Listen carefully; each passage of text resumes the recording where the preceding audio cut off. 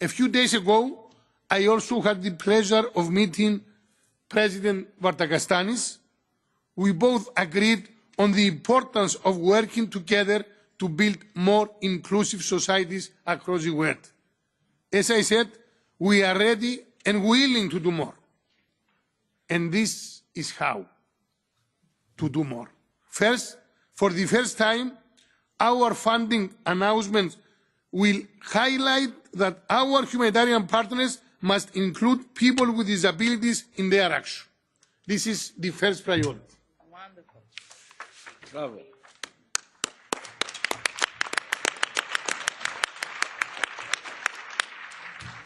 Second, we will elaborate standards for EU humanitarian action so that the specific needs of vulnerable groups such as women or children with disabilities are adequately addressed. Bravo. Thank you.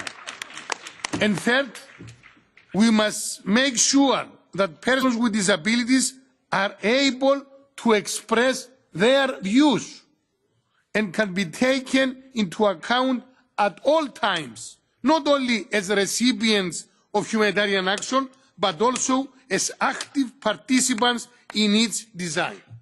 Perfect. Thank you. This is my personal commitment that persons with disabilities are consulted on our policy initiatives. Through organizations, of course, that represent them, we are committed to the idea that nothing about people with disabilities without people with disabilities.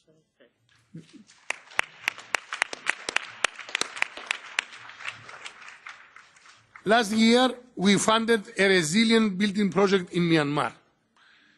Persons with disabilities were also involved in disaster risk reduction activities. One person with disability said it wisely. If a disaster happens, everybody is affected. So everyone needs to help in preparing for disasters. So we will look at how to best integrate the needs of people with disabilities in our operations, using better data collection. And last but not least, we will work on capacity building, on how to be more inclusive to people with disabilities, and there is knowledge to be shared, and better knowledge will bring better advocacy.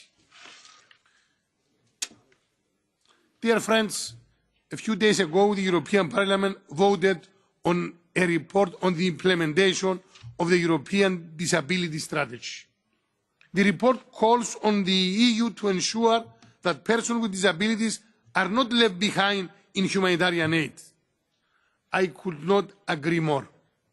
This is our duty, and I'm always ready to hear your suggestions in order to improve our response for persons with disabilities, and especially in our European humanitarian aid. Unfortunately, there are no quick fixes. This is a process that requires the collective action of us all. But we have a shared interest to help the most vulnerable in humanitarian crisis. I firmly believe that together we can make our humanitarian aid more inclusive. Together we can make a significant difference in the lives of vulnerable people on the ground. I strongly believe together we can make a difference. Thank you so much for your attention.